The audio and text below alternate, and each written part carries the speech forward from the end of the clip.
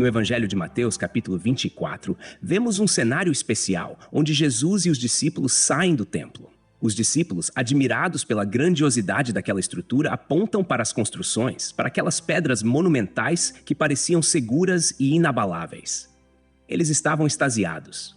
Mas Jesus, com um olhar que ultrapassa o visível e toca o eterno, faz uma declaração surpreendente. Não ficará aqui pedra sobre pedra que não seja derrubada. Mateus capítulo 24, versículo 2. Essa afirmação ecoa como um presságio, algo que soa distante da realidade de Jerusalém naquele momento, mas que Jesus, com sua visão profética, sabia que estava por vir. É interessante que essa profecia se cumpre alguns anos depois, no ano 70 depois de Cristo, quando o exército romano, sob o comando do general Tito, invade Jerusalém, destrói o templo e cumpre as palavras de Cristo de forma literal. E essa devastação não só impactou os judeus na época, mas marca uma transição espiritual, onde o verdadeiro templo passa a não ser mais aquele construído com mãos humanas, mas o que Cristo edificou em cada coração que o aceita.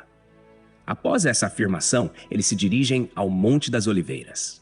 Esse monte, localizado ao leste de Jerusalém, é um lugar que carrega um peso espiritual. Ele é o cenário de vários encontros importantes de Jesus, e de lá se tem uma visão clara da cidade e do templo. É nesse ambiente que os discípulos, agora intrigados pelas palavras de Jesus, perguntam a ele: "Dize-nos quando serão essas coisas e que sinal haverá da tua vinda e do fim do mundo?" Mateus capítulo 24, versículo 3. Os discípulos não conseguem separar os eventos. Eles unem a destruição do templo com a ideia do fim dos tempos, como se uma coisa levasse inevitavelmente à outra. Esse questionamento abre espaço para uma das falas mais intensas e reveladoras de Jesus sobre o futuro. Jesus começa a responder, mas sua resposta não é direta, tampouco simples. Ele abre o seu discurso com uma advertência poderosa: "Acautelai-vos que ninguém vos engane." Mateus capítulo 24, versículo 4. Aqui está uma chave fundamental. Nos últimos tempos, a confusão e o engano seriam ameaças constantes. Ele deixa claro que muitos viriam em seu nome, dizendo: "Eu sou o Cristo", e que enganariam a muitos. Mateus capítulo 24, versículo 5.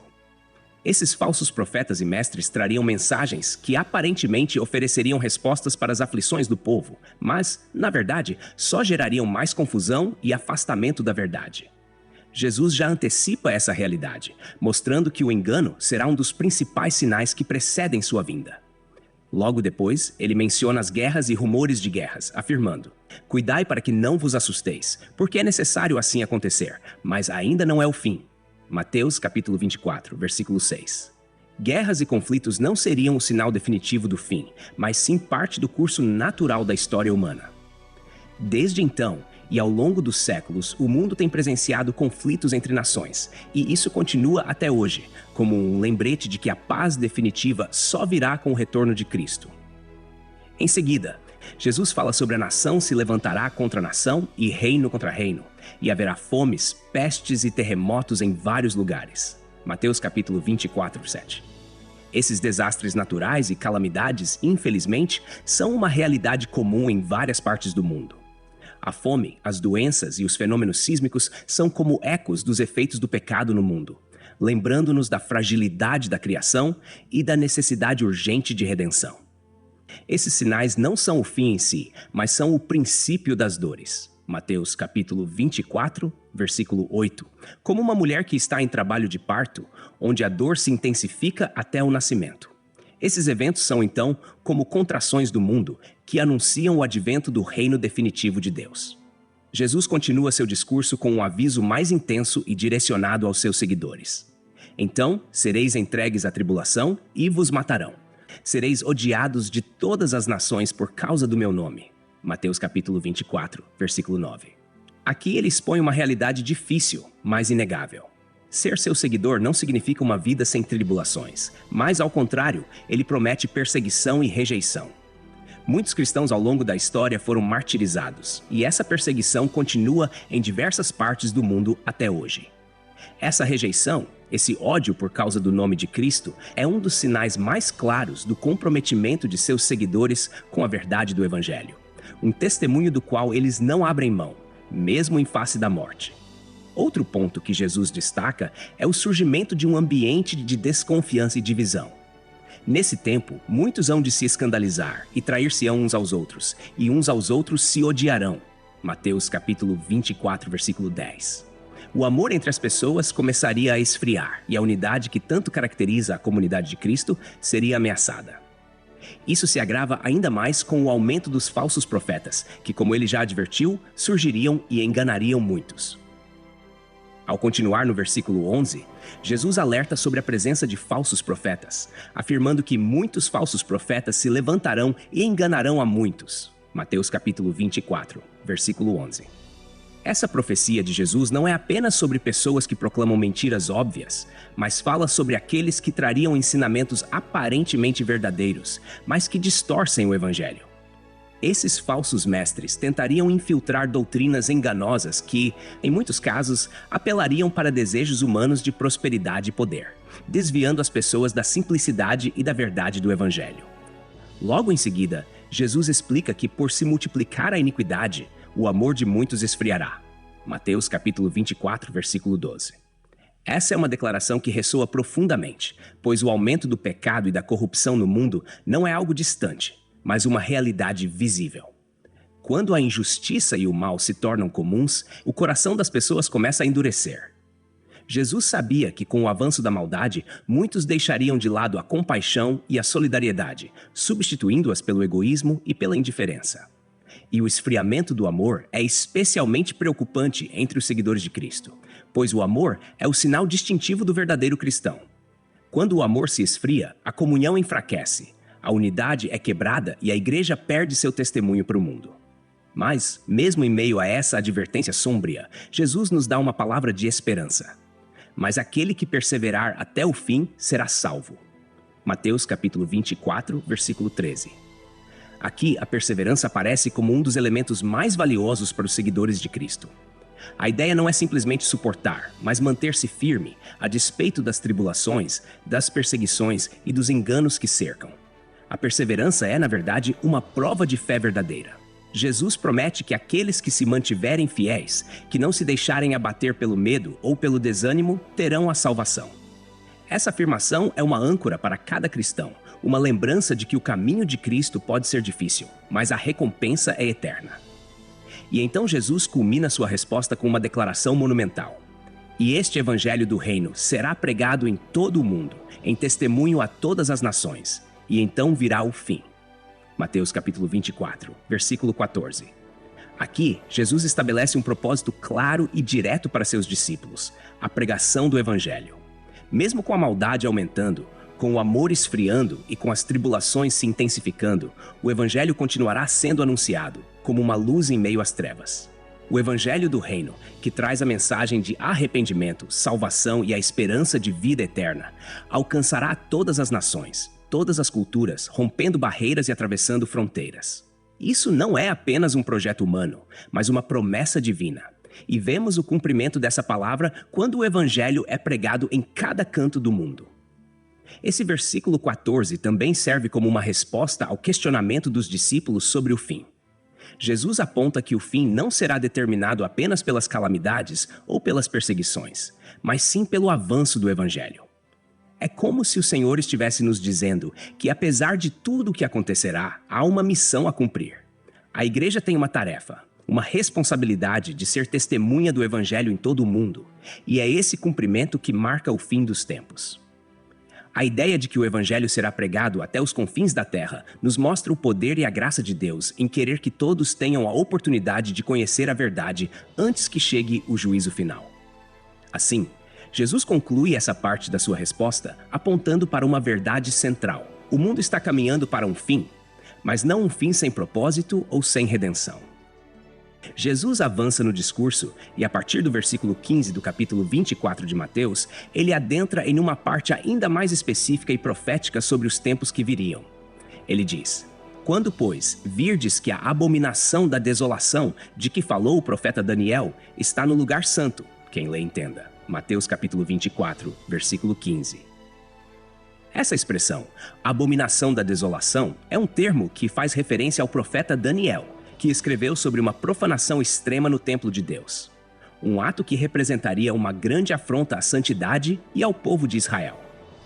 Historicamente, essa expressão foi compreendida como uma profecia que se cumpriu parcialmente com a invasão de Jerusalém e a profanação do templo por governantes estrangeiros, como Antíoco Epifânio no 2º século a.C. No entanto, Jesus parece estar falando de algo ainda futuro, um momento em que a santidade do templo seria desonrada de uma forma que traria um juízo divino sobre a nação. Muitos estudiosos entendem que essa profecia se completa com a destruição de Jerusalém em 70 depois de Cristo, como resultado do julgamento de Deus sobre um povo que rejeitou o Messias. Jesus então dá instruções práticas para os que estiverem na Judéia. Então, os que estiverem na Judéia, fujam para os montes. Mateus capítulo 24, versículo 16. Ele prevê um tempo de tamanha perseguição e angústia que a ação mais segura seria fugir. Esse aviso está carregado de um sentido urgente, onde Jesus descreve uma situação de completa instabilidade e insegurança para aqueles que estivessem vivendo em Jerusalém. Nos versículos seguintes, ele continua enfatizando a necessidade de urgência. Quem estiver no telhado não desça a tirar alguma coisa de sua casa, e quem estiver no campo não volte atrás para buscar as suas roupas. Mateus capítulo 24, versículos 17 e 18. Essas instruções ilustram a gravidade da situação. Não haveria tempo sequer para recolher os bens ou preparar-se para a partida. A destruição seria tão imediata que cada segundo contaria. Jesus continua expressando sua preocupação pela situação daqueles dias, especialmente para os vulneráveis. Ele diz: "Mas ai das que estiverem grávidas e das que amamentarem naqueles dias." Mateus capítulo 24, versículo 19. Esse ai representa o lamento de Jesus por aqueles que sofreriam, pois ele sabe que para as mulheres grávidas e as que estivessem cuidando de seus filhos pequenos, a fuga seria ainda mais difícil e o sofrimento ainda mais intenso. No versículo 20, ele acrescenta: "E orai para que a vossa fuga não aconteça no inverno, nem no sábado." Esse detalhe revela a empatia de Jesus com seu povo. No inverno, as condições climáticas dificultariam a fuga, e o frio tornaria a jornada ainda mais penosa. Já o sábado, para os judeus observantes, era um dia de descanso sagrado, e qualquer deslocamento no sábado seria algo problemático e até condenável pela lei judaica. Jesus, então, encoraja-os a orarem para que esses dias difíceis não coincidam com momentos de maior adversidade. A partir do versículo 21, ele apresenta o motivo desse desespero. Porque haverá então grande aflição, como nunca houve desde o princípio do mundo até agora, nem tampouco haverá jamais. Ele descreve um tempo de tribulação tão intenso que o sofrimento de toda a história pareceria pequeno em comparação. A imagem aqui é de uma aflição universal, uma agonia tão extrema que ultrapassa os limites da Judéia e ecoa para toda a humanidade. Essa linguagem mostra a seriedade do que está por vir e nos faz entender o quanto o pecado e a rejeição de Deus podem trazer consequências catastróficas. Mas mesmo nesse cenário de dor e destruição, há uma promessa. E se aqueles dias não fossem abreviados, nenhuma carne se salvaria, mas por causa dos escolhidos serão abreviados aqueles dias. Mateus capítulo 24, versículo 22.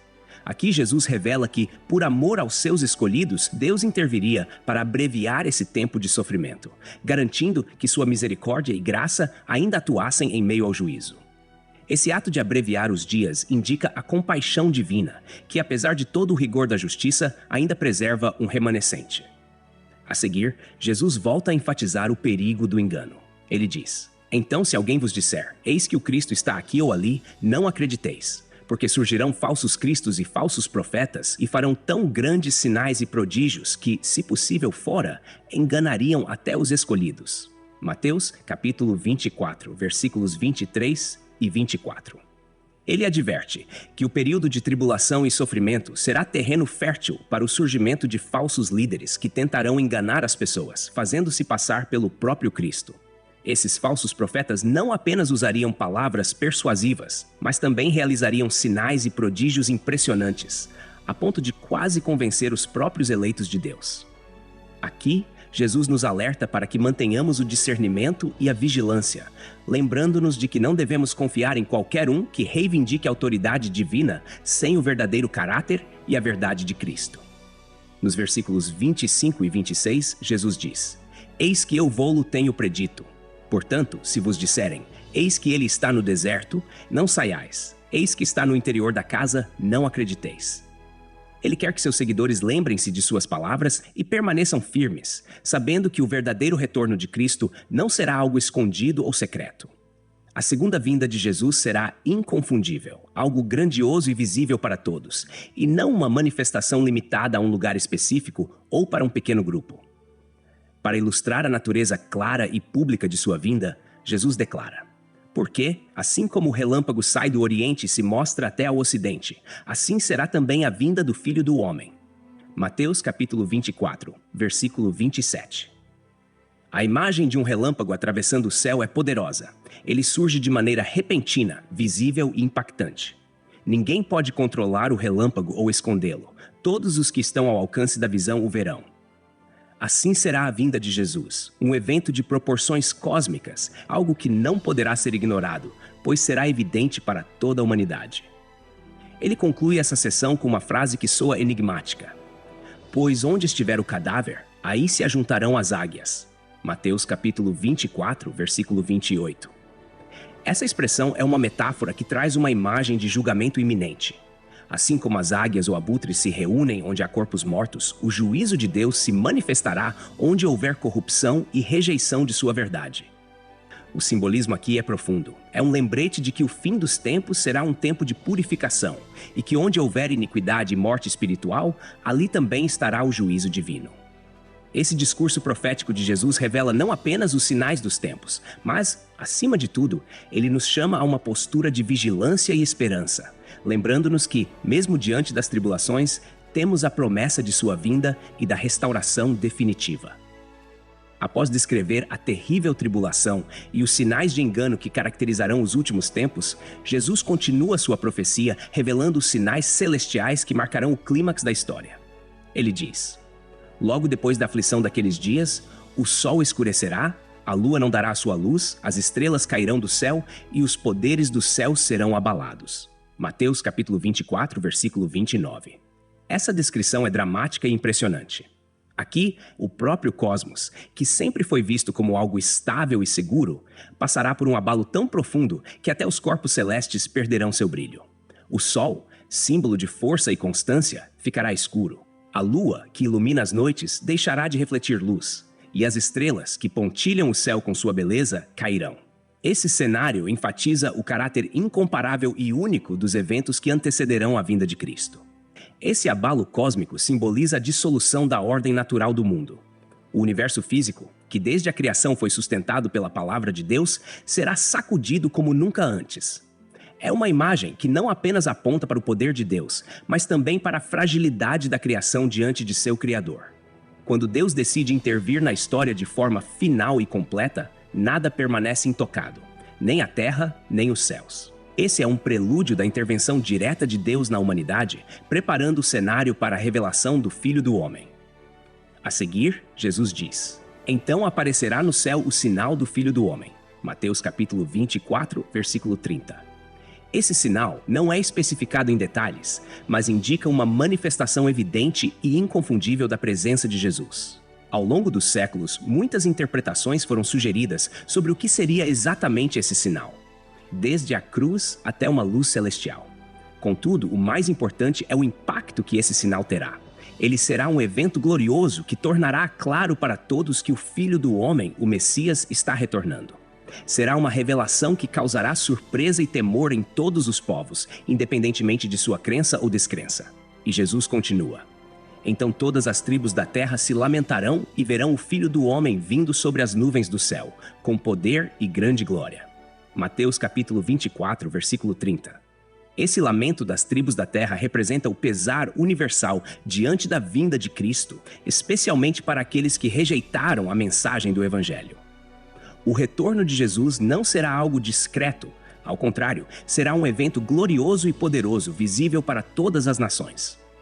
A imagem de Jesus vindo nas nuvens reflete as visões do Antigo Testamento, onde as nuvens simbolizam a presença de Deus, como visto, por exemplo, no livro de Daniel.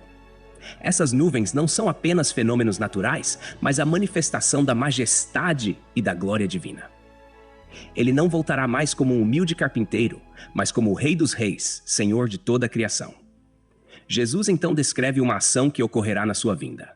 E ele enviará os seus anjos, com rijo clamor de trombeta, os quais ajuntarão os seus escolhidos desde os 4 ventos, de uma a outra extremidade dos céus. Mateus capítulo 24, versículo 31. Esse som de trombeta é uma imagem recorrente na Bíblia, geralmente associada a grandes manifestações de Deus. Aqui, a trombeta anuncia a convocação final dos escolhidos de Deus, um chamado que reunirá todos aqueles que pertencem a Cristo, espalhados por toda a terra. Esse ajuntamento dos eleitos mostra o amor e o cuidado de Deus para com seu povo. Ele não esquecerá um único dos seus e os recolherá em segurança para participar do seu reino eterno. Após essa poderosa revelação, Jesus faz uma pausa para ensinar uma lição a partir de uma simples observação da natureza. Ele diz: "Aprendei, pois, a parábola da figueira. Quando já os seus ramos se tornam tenros e brotam folhas, sabeis que está próximo o verão." Mateus capítulo 24, versículo 32. A figueira, uma árvore comum em Israel, é usada por Jesus para ensinar sobre o discernimento dos tempos. Assim como qualquer pessoa da época saberia identificar os sinais que anunciam a chegada do verão ao observar uma figueira brotando, Jesus ensina seus discípulos a discernir os tempos espirituais. Ele mostra que, tal como as mudanças nas árvores indicam a proximidade de uma estação, os sinais que ele descreveu indicam a proximidade de sua vinda. Ele então aplica a parábola afirmando: "Assim também vós, quando virdes todas essas coisas, sabei que ele está próximo às portas." Mateus capítulo 24, versículo 33. Jesus não deixa espaço para dúvida. Quando os discípulos perceberem o cumprimento desses sinais, devem saber que sua vinda está muito próxima, às portas. Esse alerta é um chamado à prontidão e vigilância. A proximidade do retorno de Jesus deve despertar os discípulos a viverem com um senso de urgência e propósito, pois a qualquer momento o Rei pode retornar. Jesus segue com uma promessa poderosa: "Em verdade vos digo que não passará esta geração sem que todas essas coisas aconteçam." Mateus capítulo 24, versículo 34. Essa afirmação tem sido interpretada de várias maneiras ao longo dos séculos. Alguns acreditam que Jesus estava se referindo à destruição de Jerusalém, que de fato ocorreu dentro da geração daqueles que o ouviram. Outros veem aqui um cumprimento parcial para aquela época e um cumprimento final para a sua segunda vinda. Seja qual for a interpretação, o ponto central é que as palavras de Jesus são certas e confiáveis. A promessa é que esses sinais, de uma forma ou de outra, se cumpririam de modo que sua palavra jamais seria invalidada. Finalmente, ele reforça a certeza e a durabilidade de sua palavra com uma afirmação que transcende o tempo. "O céu e a terra passarão, mas as minhas palavras não hão de passar." Mateus capítulo 24, versículo 35. Esta declaração é um dos pontos culminantes do discurso. Enquanto todas as coisas materiais estão sujeitas à deterioração e ao fim, as palavras de Jesus permanecem eternas. Ele nos lembra que sua palavra tem uma autoridade que ultrapassa o próprio universo físico. O céu e a terra, apesar de toda sua vastidão e magnificência, são temporários. Mas aquilo que sai da boca de Jesus é imutável e permanece para sempre. Essa promessa final nos leva a uma reflexão profunda sobre a confiança que devemos ter nas palavras de Cristo. Se o próprio céu e a terra podem desaparecer, mas as promessas e advertências de Jesus permanecerão. Isso significa que nossa esperança, nossa fé e nossa vida devem estar fundamentadas nessa palavra inabalável. Jesus continua seu ensinamento sobre a sua segunda vinda, e no versículo 36, ele revela um mistério profundo sobre o tempo exato desse evento. Mas a respeito daquele dia e hora ninguém sabe, nem os anjos dos céus, nem o Filho, senão o Pai. Mateus capítulo 24, versículo 36. Essa declaração é impressionante e até desconcertante, pois nem mesmo Jesus, em sua encarnação, se propõe a conhecer o momento exato do seu retorno. Apenas Deus Pai sabe. Esse mistério reforça o ensino de que a volta de Cristo é certa, mas o seu tempo permanece desconhecido, incentivando os discípulos a viverem em constante estado de prontidão. Jesus, então, compara esse período com os dias de Noé, pois assim como foi nos dias de Noé, também será a vinda do Filho do Homem. Mateus capítulo 24, versículo 37. Nos dias de Noé, A humanidade vivia em um estado de completa despreocupação e incredulidade em relação ao juízo que estava prestes a acontecer. Eles continuavam com suas vidas, comendo, bebendo, casando-se e dando-se em casamento, sem suspeitar da catástrofe iminente. Jesus explica: porquanto assim como nos dias anteriores ao dilúvio, comiam e bebiam, casavam-se e davam-se em casamento, até o dia em que Noé entrou na arca. Mateus capítulo 24, versículo 38. Essa comparação nos alerta para o perigo de uma vida distraída e absorvida pelas preocupações cotidianas, enquanto a realidade espiritual é ignorada. As pessoas dos dias de Noé estavam tão focadas em seus prazeres e atividades diárias que foram pegas de surpresa quando a porta da arca foi fechada e a chuva começou a cair. Jesus ressalta que não perceberam, senão quando veio o dilúvio e os levou a todos. Mateus capítulo 24, versículo 39. Assim, o dilúvio veio como um juízo repentino, levando todos, exceto Noé e sua família, que estavam preparados. Da mesma forma, a vinda do Filho do Homem será inesperada para muitos que vivem sem essa perspectiva eterna.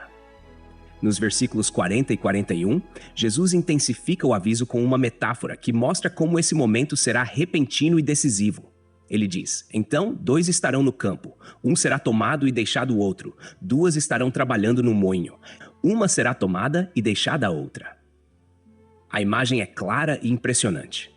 Pessoas que compartilham das mesmas atividades, que trabalham lado a lado, que compartilham de rotinas semelhantes, mas que experimentarão destinos completamente diferentes. A tomada e a permanência simbolizam o julgamento de Deus, que distingue aqueles que estão prontos e vigilantes dos que não estão. Essa separação revela que o preparo para a vinda de Cristo é uma questão profundamente pessoal e individual. Ninguém pode se apoiar na prontidão espiritual de outra pessoa. Cada um é responsável por estar preparado. Aqueles que são tomados representam aqueles que estarão prontos para serem reunidos com Cristo, enquanto os deixados são aqueles que não estavam vigilantes e preparados para sua vinda. Então, no versículo 42, Jesus exorta com uma instrução direta: vigiai, pois, porque não sabeis em que dia vem o vosso Senhor. A vigilância aqui significa estar atento e em estado de constante prontidão, não permitindo que o coração seja dominado pelo sono espiritual ou pela indiferença. Para os discípulos e para nós, essa vigilância é mais do que uma simples observância de sinais, mas uma atitude contínua de viver como se Jesus pudesse voltar a qualquer momento. Para reforçar essa necessidade de vigilância, Jesus faz uma comparação com um dono de casa que precisa proteger seu lar. Ele diz: mas considerai isto. Se o pai de família soubesse a que hora viria o ladrão, vigiaria e não deixaria que fosse arrombada a sua casa. Mateus capítulo 24, versículo 43. A ilustração é clara. Assim como um dono de casa protegeria seu lar se soubesse o momento exato em que um ladrão tentaria entrar, Jesus nos exorta a viver em vigilância constante, já que não sabemos quando ele virá. A analogia com o ladrão destaca o elemento surpresa e a necessidade de estar preparado, pois a volta de Jesus será repentina, sem aviso. Por fim, ele enfatiza no versículo 44: por isso, estai vós também apercebidos, porque a hora em que não penseis, virá o Filho do Homem. Jesus conclui essa parte com um apelo pessoal e direto. Ele quer que seus seguidores vivam em um estado de prontidão e expectativa, sem serem pegos de surpresa. Essa prontidão não é apenas para evitar o medo ou o juízo, mas uma expressão de amor e fidelidade ao Senhor. Viver em prontidão significa que nossa vida diária reflete o desejo de honrar a Cristo e estar sempre preparado para recebê-lo. Essa exortação à vigilância nos ensina que a preparação para a vinda de Cristo não é um evento momentâneo, mas um estilo de vida. Não se trata de tentar prever datas ou momentos, mas de manter o coração e a vida alinhados com os ensinamentos de Jesus. Ele não nos chama a um alarme constante e ansioso, mas a uma expectativa reverente e comprometida. Assim, o verdadeiro cristão vive a cada dia como se Cristo viesse hoje, não com medo, mas com alegria e esperança, certo de que está em paz com seu Senhor e preparado para encontrá-lo. Nos versículos finais do capítulo 24 de Mateus, Jesus apresenta uma parábola que ilustra a importância da fidelidade e vigilância de seus servos até sua vinda. Ele começa perguntando: quem é, pois, o servo fiel e prudente, a quem o Senhor confiou os seus conservos para dar-lhes o sustento a seu tempo? Mateus capítulo 24, versículo 45. Aqui, Jesus fala sobre um servo que foi incumbido de cuidar da casa de seu senhor e dos outros servos, provendo-lhes alimento e assistência. Esse servo é descrito como fiel e prudente, qualidades que Jesus valoriza em seus seguidores. A fidelidade envolve a dedicação ao que nos foi confiado, enquanto a prudência refere-se à sabedoria e ao discernimento em administrar bem o que recebemos. Jesus continua dizendo: "Bem-aventurado aquele servo a quem o Senhor, quando vier, achar fazendo assim." Mateus capítulo 24, versículo 46. Aquele servo, ao ser encontrado desempenhando fielmente sua função, será abençoado.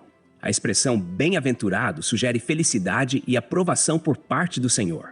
Essa bênção não é reservada apenas para o servo em questão, mas é uma promessa para todos os que vivem em fidelidade, aguardando a volta de Cristo. A ideia aqui é que o Senhor deseja encontrar seus servos em obediência e prontidão, independentemente do momento em que ele voltar. Jesus então promete: "Em verdade vos digo que lhe confiará todos os seus bens." Capítulo 24, versículo 47. O servo fiel e prudente não só recebe a aprovação do seu Senhor, mas também uma recompensa ainda maior. Ao encontrá-lo fiel em uma responsabilidade menor, o Senhor confia a ele uma porção ainda maior. Um reflexo do princípio que Jesus ensina em outros momentos. Quem é fiel no pouco, sobre o muito será colocado. Lucas capítulo 16, versículo 10. Esse princípio nos lembra que a fidelidade nas pequenas tarefas cotidianas é que nos prepara para responsabilidades maiores e recompensas eternas. No entanto, Jesus também apresenta o contraste. Mas se aquele servo, sendo mau, disser consigo mesmo: "Meu senhor demora-se." Mateus capítulo 24, versículo 48. Esse segundo servo, ao contrário do primeiro, começa a pensar que o seu senhor não voltará tão cedo. Essa atitude de desdém e desprezo leva o servo a agir de forma irresponsável, aproveitando-se da ausência do seu senhor para fazer o que bem entende. Essa procrastinação e descuido revelam um coração que não é verdadeiramente comprometido com a vontade do Senhor, mas que age apenas por interesse próprio e conveniência. No versículo 49, Jesus descreve as ações desse servo mau: "E passar a espancar os seus conservos e a comer e beber com os bêbados." O servo negligente usa seu poder e autoridade para abusar dos outros servos, em vez de cuidar deles. Ele se entrega a prazeres egoístas, preocupando-se apenas em satisfazer seus próprios desejos. Essa descrição mostra que o afastamento da vigilância e fidelidade leva inevitavelmente à corrupção moral e ao abuso de poder. Esse servo representa aqueles que não valorizam sua responsabilidade diante de Deus e dos outros, esquecendo-se de que o Senhor virá para pedir contas. Então Jesus adverte: "Virá o Senhor daquele servo em dia em que não o espera e em hora que não sabe." Mateus capítulo 24, versículo 50. O retorno do Senhor é súbito e inesperado para o servo mau, que não estava preparado para dar contas de suas ações. A surpresa aqui é um lembrete de que ninguém sabe o momento exato da volta de Cristo, mas que ela ocorrerá de forma repentina, pegando de surpresa aqueles que não estavam vigilantes. Esse servo é confrontado por suas ações, e sua despreocupação com a volta do Senhor torna-se a causa de sua condenação. No versículo 51, Jesus conclui com uma sentença severa: "E castigá-lo-á, lançando-o fora, onde haverá choro e ranger de dentes." O destino do servo infiel é a separação total do Senhor, em um lugar de sofrimento e angústia. A expressão choro e ranger de dentes representa a dor e o arrependimento daqueles que não estavam preparados e foram separados da presença do Senhor. Essa punição é um reflexo do juízo que aguarda aqueles que não viveram de acordo com a vontade de Deus, ignorando a seriedade da vida e da vinda de Cristo. Com essa parábola, Jesus conclui o capítulo 24, reforçando a importância de viver em fidelidade e vigilância. Ele nos chama a ser como o servo fiel, que cumpre com dedicação a responsabilidade que lhe foi confiada, independentemente do momento do retorno do Senhor. A lição final é clara. A espera pelo Senhor não deve ser uma espera passiva, mas uma vida ativa de serviço, amor e cuidado, sabendo que a qualquer momento ele pode voltar. A parábola destaca que a verdadeira vigilância não está em tentar prever o dia ou a hora, mas em viver cada dia como se fosse o último, com o coração comprometido com Deus e com uma atitude de serviço ao próximo. Texto e produção Douglas Vieira. Trilha sonora 50 Sounds, faixa The Storyteller, música por 5sounds.com. Voz ChatGPT 4.0. Bibliografia. Comentários expositivos. Hernandes Dias Lopes, editora Agnus. Comentário bíblico Matthew Henry, editora CPAD. R.N. Champlin, editora Agnus. Charles Spurgeon, Os Tesouros de Davi, editora CPAD.